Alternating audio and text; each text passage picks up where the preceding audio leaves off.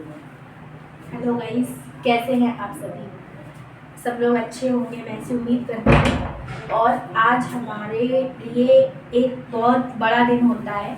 जो भी banking aspirants हैं या जो भी बैंक से जुड़ना चाहते हैं, बैंक की तैयारी कर रहे हैं, तो उनके लिए एक डेट है, वो बहुत इम्पॉर्टेंट होती है। वो है 1 अप्रैल। 1 अप्रैल हम लोग कैसे याद रखते हैं? अप्रैल फूल बनाना, ठीक है। तो इस दिन भाई बैंक वालों को अप्रैल फूल बनाया जाता है बहुत अच्छे से, जितने भी एस्पिरेंट्स हैं। अब मान लीजिए एक एग्ज़ाम की प्रिपरेशन, सपोज आपने आईबीपीएस क्लर्क का फॉर्म भरा, आईबीपीएस पीओ का भरा, ठीक है। तो आप क्या करोगे, आपका ये जो एग्ज़ाम होता है ये मोस्टली आपका, ये मान के चलिए, सितंबर, अक्टूबर, नवंबर, दिसंबर, इन महीनों में होता है। लेकिन आपको जिसके लिए प्रिपरेशन करनी होती है वो ईयर की स्टार्टिंग से करनी होती है। तो जनवरी से लेके, मतलब ये जो हमारी जर्नी है ये ऑलमोस्ट पूरे साल की होती है, बिना रुके बिना थके वाली होती है, क्योंकि कंपटीशन दिन पे दिन तक होता जा रहा है। तो आपको भी पता है कि ये कोई मजाक नहीं है। सबसे पहली बात, जो इंसान बैंक की प्रिपरेशन करने वाले कैंडिडेट्स को ये समझता है कि ये कोई काम नहीं कर रहा है, उसके लिए ये बहुत बड़ी गलतफहमी है, उसको दूर कर लीजिए। वो इंसान जो बैंकिंग एस्पिरेंट है, जो तैयारी कर रहा है, वो उतना ही ज़्यादा बिजी है, वो उतना ही ज़्यादा। देखिए, सबसे बड़ी चीज़, मैं ये सीरियस कैंडिडेट्स की बात कर रही हूँ, इसको अदरवाइज मत लीजिएगा कि कोई भी बैंकिंग प्रिपरेशन का नाम लेके टाइम पास कर रहा है, नहीं। मैं बात कर रही हूँ जो सीरियस कैंडिडेट्स हैं, जो सच में एफर्ट कर रहे हैं, अपनी जो रिस्पॉन्सिबिलिटी उसको पूरा करते हुए एफर्ट कर रहे हैं, जॉब पाने की कोशिश कर रहे हैं, मैं उनकी बात कर रही हूँ। तो उनके लिए कभी भी ये मत समझिएगा कि अरे ये तो कोई काम ही नहीं कर रहा है, मतलब उसकी तैयारी को नेग्लेक्जिबल मत लीजिएगा, ये गलत चीज़ होती है। क्योंकि पर डे 7-8 घंटा दिमाग कंसंट्रेट करके पढ़ना, अपनी कमजोरियों को ढूंढना, आप कहाँ पे वीक हो, यहाँ पे सारा टाइम, मतलब सारा खेल जो होता है वो टाइम का होता है। तो टाइम के हिसाब से आप अपने आप को इतना एक्सपर्ट बनाओ कि आप उस कंपटीशन को पास करो। और इस समय सच में बैंकिंग का जो कंपटीशन है ये नॉर्मल नहीं है, it's not normal, its actual. अगर आपका सिलेक्शन 1 अप्रैल 2023 को है तो you should be proud of your self, you should be proud of on your hard work, you should be proud of your family, parents, etcetera etcetera, कि जिन्होंने आपका support किया, आपको इस काबिल बनाया, आपका साथ दिया, एंड थैंक गॉड कि यू आर सेलेक्टेड। तो you should be proud of your self, ठीक है। बस ये नहीं कि अरे यार बस एक ही एग्जाम तो निकला है, इस तरह की मत लीजिएगा थिंकिंग। तो सबसे पहले उन सभी कैंडिडेट्स को जिनका सिलेक्शन हुआ, पीओ, क्लर्क, एसओ, किसी भी एग्ज़ाम में हुआ या तीनों में हुआ, उनको मेरी तरफ से बहुत बहुत कॉन्ग्रेचुलेशंस, बहुत अच्छी बात है। अब से आपका एक नया सफ़र स्टार्ट होगा। आगे भी आप हमेशा लाइफ में एक स्टूडेंट ही बने रहेंगे तो आपके लिए बेटर होगा, क्योंकि हर इंसान एक नई चीज़ सीखता है। लेकिन यहाँ से क्या होगा कि आपका ये जो अभी आपके नाम के आगे जो एक बेरोजगारी का टैग लगा था वो हट गया, अब आप रोजगार वाले हो गए। तो आगे भी सिंसियरली, इसी इफिशियंसी के साथ, इसी हार्डवर्क के साथ आप गवर्नमेंट को अपना योगदान दें, ऐसी मेरी आपको शुभकामनाएं। अब बात हो गई उनकी जिनका सिलेक्शन हो गया, अब वो अपनी नई जर्नी स्टार्ट करेंगे। जिनका नहीं हुआ अब वो क्या करेंगे? तो अब हमारे साथ अविनाश सर हैं, इनका भी इस बार कुछ मार्जिन से रहा है काफ़ी। तो अविनाश सर आइए और अपने बारे में बताइए कि आपको क्या लगता है, मतलब कहाँ से आपका रह गया। First of all, congratulations for those candidates who have selected in 2022 IBPS clerk, IBPS PO and IBPS XO examination। बस आज की वीडियो में मैं यही कहना चाहूँगा कि सेलेक्टेड कैंडिडेट्स हैं वो अपनी जर्नी को एंजॉय करें, जो भी चीज़ें उन्होंने की हैं अच्छे से आगे, जैसा मैम ने बोला, कंटिन्यू करें। गवर्नमेंट को, अपने ऑर्गेनाइजेशन को एक अच्छे से योगदान दें और आगे बढ़ें। लेकिन इस जर्नी में सबसे बड़ी प्रॉब्लम ये आती है, जब किसी भी कैंडिडेट का, किसी भी बंदे का स्ट्रगलिंग फेस होता है तो उसको बहुत सारी चीज़ें फेस करनी पड़ती हैं। लाइक मी, जैसे भाई किसी भी फाइनेंशियल क्राइसिस से ऊपर उठ के अपने आप को एक प्रिपरेशन में डालना, और प्लस हम लोग के साथ जो बेसिक प्रॉब्लम आती है मैम ये आती है कि हम लोग ने जब अपनी पढ़ाई स्टार्ट की थी प्राइमरी एजुकेशन से, तब बुक एंड कॉपी का सिनेरियो था एटलीस्ट। मतलब जब क्लास 10th तक भी हम लोग पढ़े हैं तो भी कोई सोशल मीडिया या फोन जैसी ऐसी कोई चीज़ नहीं होती थी जिसके थ्रू आप मतलब अपनी स्टडी को बहुत अच्छे से कंटिन्यू कर पाओ। मतलब अब सुविधाएं ज़्यादा है, आप ये कह सकते हैं। हाँ, मतलब तब हम लोगों ने जो पढ़ाई की है वो बुक और मतलब कॉपी से ज़्यादा कनेक्टेड रहे हैं। अब आज का जो सिनेरियो चल रहा है, मतलब ज़्यादातर आप फोन से पढ़ाई करें या फिर सिस्टम में एसटी दें, बहुत सारी चीज़ें हैं तो हम लोग कर तो रहे हैं, लेकिन हो सकता है उतना एफिशिएंट वे पे ना कर पा रहे हो जैसा कि एसटी भी देते हैं। और 2022 में मेरे सारे भी एग्ज़ाम, जैसे आपने भी स्कोर कार्ड देखे मेरे, और मैंने कुछ शेयर भी किए, बहुत सारे नहीं भी किए क्योंकि इतना मन भी नहीं करता है कि अब अपना स्कोर कार्ड इस तरह से शेयर करूं। अब नहीं हुआ तो क्या शेयर करूं। हाँ, तो मैं एक्चुअली ज़्यादा अपनी पर्सनल चीज़ें करता भी नहीं हूँ शेयर, मेरी आदत भी नहीं है, क्योंकि मेन जो मेरा मोटिव है कि कैंडिडेट्स को गाइड करना और जो भी अपने साथ में एक्सपीरियंस हैं उनकी जितनी भी अपने से हेल्प हो पाए विद इन टाइम, क्योंकि ज़्यादा टाइम तो रहता नहीं, उसके अकॉर्डिंग बस हेल्प करते रहना। ये मेन समस्या यहीं पे आती है कि मतलब इस जर्नी को कैसे मतलब फेस किया जाए, क्योंकि आप एक मतलब खुद इतने अच्छे मुकाम से उठ के आ चुकी हैं, मतलब इतना सब कुछ आपने फेस किया हुआ है, एज ए मतलब काम कर रही हैं, तो कुछ चीज़ें बताएं मुझे। सर देखिए, सबसे पहले तो मैं एक चीज़ बोलना चाहूँगी सबको, जिनका नहीं हुआ उनके लिए, या 2023 में जिनका लास्ट अटेम्प्ट होने वाला है उनके लिए सबसे बड़ी चीज़ ये है कि जो हमारे फैक्टर्स है, जैसे मान लीजिए आप एसटी देते हैं,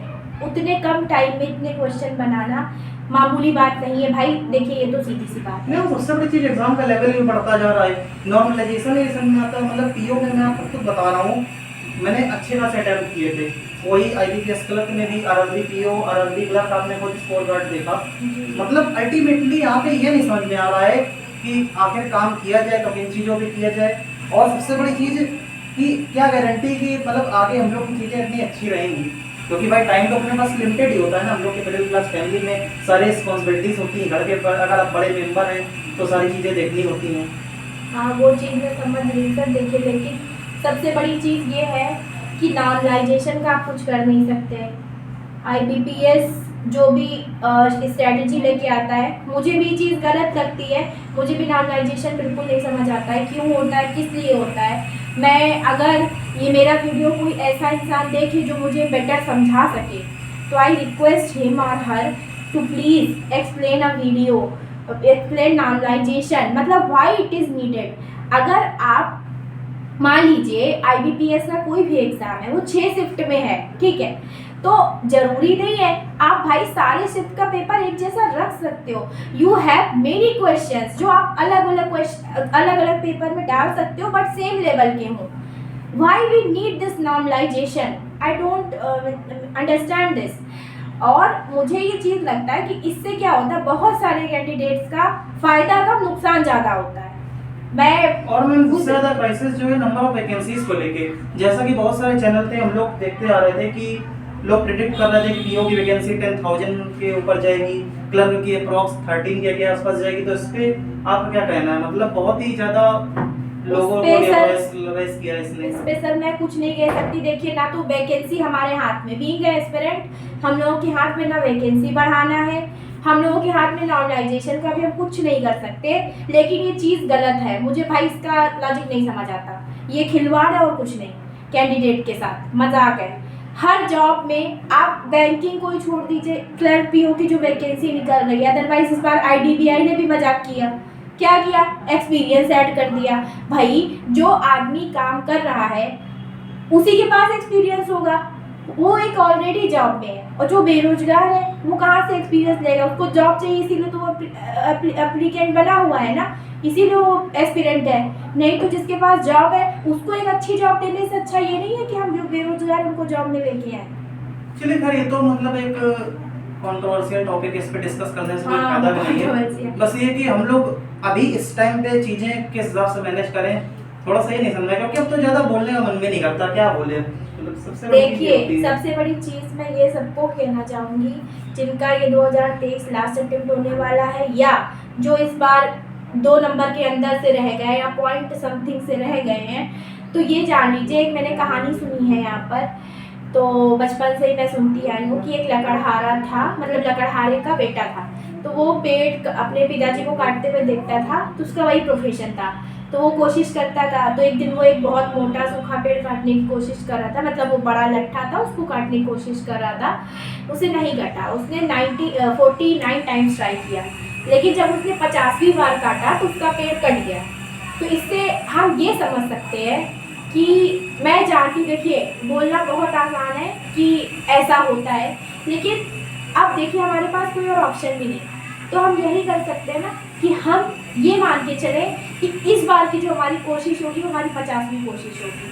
50वीं कोशिश इन द सेंस कि चांसेस अपने मन में ब्राइट मान के चलिए कि आपका ये जो अटेम्प्ट होगा ये लास्ट अटेम्प्ट से बेटर होगा। और मैं लिटरली बता रहा हूँ कि 2022 में मैंने खुद सब चीज़ें छोड़ के, वैसे भी मैं कहीं ज़्यादा जाता था नहीं, वो सारी चीज़ें खुद साइड में रखता हूँ अपनी स्टडी की वजह से। मतलब खुद चैनल में जितने सब्सक्राइबर हैं सबको पता है, मतलब खुद लिमिटेड की है, फिर भी ऐसे रिजल्ट देखने को मिलते हैं तो बहुत ज़्यादा निराशा होती है। बस कुल मिला के यही कहना चाहता हूँ। और देखिए सर, निराशा होती है, लेकिन इस समय का जो ट्रेंड चल रहा है, इस समय गवर्नमेंट जो भी चीज़ें जिस हिसाब से भी कर रही है वो हम लोगों की समझ से परे है, हम लोगों को नहीं समझ आ रहा है। लेकिन हम यही कर सकते भाई, इस दुनिया में जो भी आया है वो एनी हाउ कुछ ना कुछ इनकम अर्न करेगा, तभी वो सर्वाइव कर पाएगा। जो भी बैंकिंग एक्सपीरियंस है, और मैं ये इस पर एकदम क्लियर बोल रही हूँ कि अगर आपको लग रहा है कि आप थोड़ा सा अपने आप को बेटर करके एग्ज़ाम क्रैक कर सकते हैं, तो आप इसमें आगे बढ़िए। अदरवाइज़ आप अपने इंटरेस्ट के अकॉर्डिंग किसी और तरह की जॉब में, कोई और बिजनेस, कहीं भी जहां आपका इंटरेस्ट हो या जो भी है, तो मेरे ख्याल से लाइफ सिर्फ बैंक जॉब तक ही नहीं है, मैं मानती हूँ। लेकिन मैं ये भी जानती हूँ भाई, एक फैमिली में आप 6 साल, 5 साल, 7 साल, 8 साल लगातार लगे रहो, तो बहुत कम फैमिली में ऐसे लोग होते हैं जो आपको ये बोलेंगे कि सबसे बड़ी चीज़ तो ये होती है, जैसे मेरे पापा हैं वो बहुत ही ज़्यादा मतलब सपोर्ट करते हैं। क्या बोलूँ कि मतलब वर्ड्स में उस चीज़ को एक्सप्लेन नहीं कर सकता। लेकिन सबसे बड़ी चीज़ ये होती है कि जो बाकी के लोग होते हैं उनका नाम भी लिया जाए एज ए चैनल पे, किसी की डिसरिस्पेक्ट हो, वो चीज़ें सही नहीं है।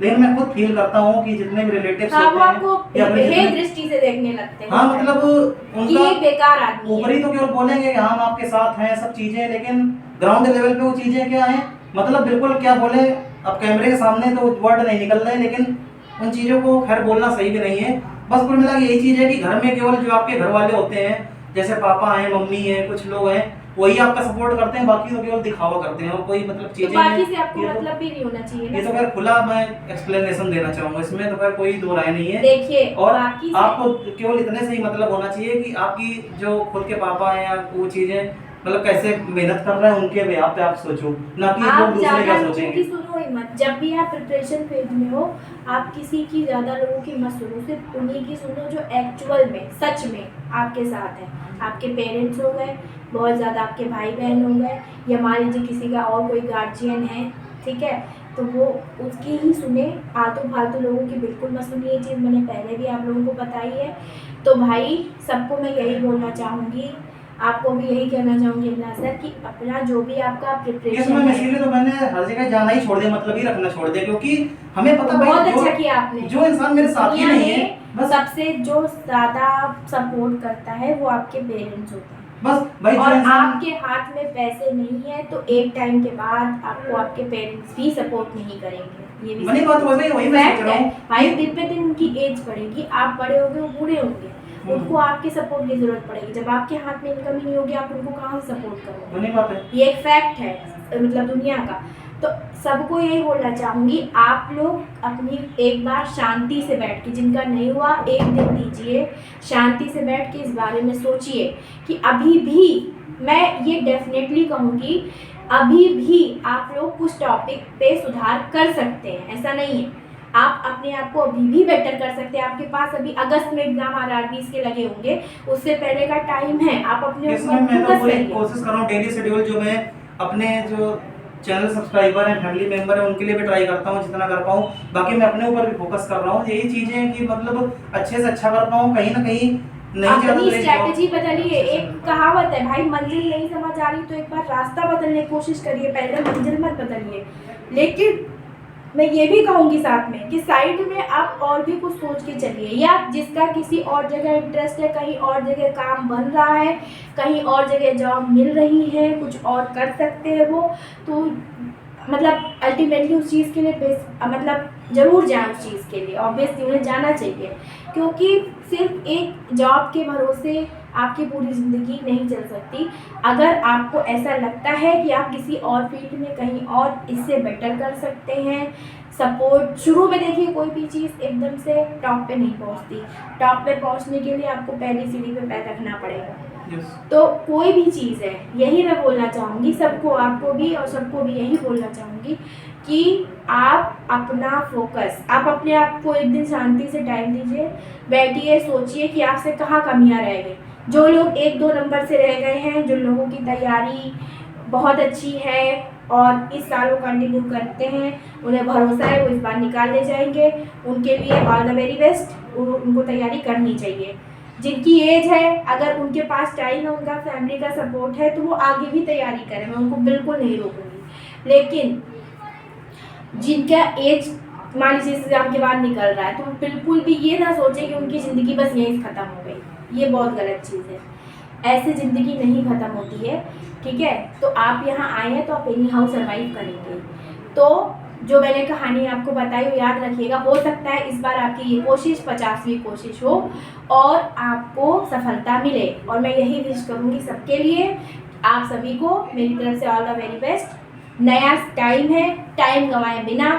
आज 2-3 तारीख हो रही है, ठीक है। वीडियो बनाने में मैं थोड़ा सा लेट हो गई हूँ, सो सॉरी फॉर दैट।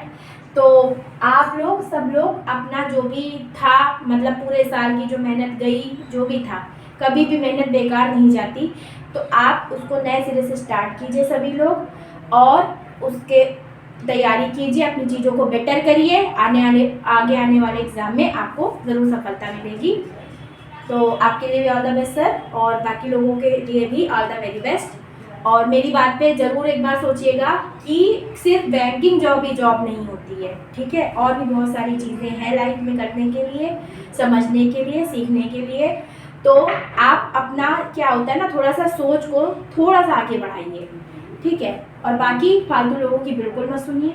सीधा साहब यही एक लाइफ का मोटो बना लिया है कि फालतू में जो मेरे लिए नहीं है, या जिसने कभी मेरे लिए सोचा नहीं किया, नहीं, हम फालतू में उसको क्यों लेके चले भाई। नहीं चाहिए भाई जो मेरे साथ है, मेरे घर वाले हैं, पापा ही हैं ऑब्वियसली, आपको पता ही है। मम्मी जी तो एक्सपायर हो गई थी, मतलब 5-6 साल पहले 2017 में। तो जो मेरे साथ है, फैमिली में है, जिनके लिए हमको काम करना है, बस उन्हीं की सुने ज़्यादा सही है। बाकी फालतू लोगों की सुन के क्या मतलब है। तो लोग आएंगे, मजाक उड़ाएंगे, चलते बनेंगे। और आप बहुत बार ऐसा होता है फैमिली में। और क्या, वो तो है ही, वो तो सबके हैं, उसमें कोई नई चीज़ नहीं है। और आप ना तो नॉर्मलाइजेशन का कुछ कर सकते हैं, और ना ही आप ये वैकेंसीज के बारे में कुछ कर सकते हैं। तो आप अपने ऊपर जितना अच्छा दे सकते हैं वो करिए, आप अपने लिए। मैंने जो 2022 में जो हमसे जो भी जाने अनजाने मिस्टेक्स हुई, उन पे मैं काम करके डेफिनेटली इस बार 99.99% ट्राई करूंगा कि 1 अप्रैल 2024 में मेरा भी नाम है सिलेक्शन में। ऐसा मैं all the best to you sir, क्योंकि जाहिर सी बात है जितने भी लोग बेरोजगार हैं, मैं समझ सकती हूँ उनके लिए डेट कितनी इम्पोर्टेंट होती है, बहुत ज़्यादा इम्पोर्टेंट होती है। क्योंकि ज़्यादा मैं कहने के लिए कुछ ना, इतना ज़्यादा मन है मेरा ना, बस क्यों आपने बुलाया इतना रिक्वेस्ट करके, तो मैंने सोचा कि कुछ चीज़ें बोल दी जाए। नहीं सर, अच्छा हुआ आपने कम से कम 4 तरह के पॉइंट्स बोले, लोगों को भी पता चला कि क्या क्या चीज़ें फेस ग्राउंड रियलिटी क्या है। और सिर्फ यही ज़िंदगी नहीं है कि हम सिर्फ बैंकिंग एग्जाम की प्रिपरेशन ही करें, ऐसा नहीं है। और भी चीज़ें हैं लाइफ में करने के लिए, सोचने के लिए। बस हमें क्या होता है, कभी कभी शांति से सोचने की ज़रूरत होती है, एक गाइडेंस की ज़रूरत होती है, एक सपोर्ट की ज़रूरत होती है, ठीक है। तो सभी लोगों को ऑल द वेरी बेस्ट। आप लोग फिर से अपना तैयारी शुरू कीजिए। आपको कोई टॉपिक नहीं समझ आता, आप कमेंट में लिखिए। आई प्रॉमिस कि मुझे वो टॉपिक अगर आता है तो मैं आपको डेफिनेटली उस टॉपिक पे समझाने की कोशिश करूँगी। Thank you so much guys. तब तक के लिए आप हमारे साथ जुड़े रहिए, और आपको जो भी लगता है, आपको हमारे वीडियो अच्छे लगते हैं लाइक कीजिए, नहीं अच्छे लगते हमें डिसलाइक भी कर सकते, कोई दिक्कत नहीं है। और हमारा चैनल सब्सक्राइब करिए।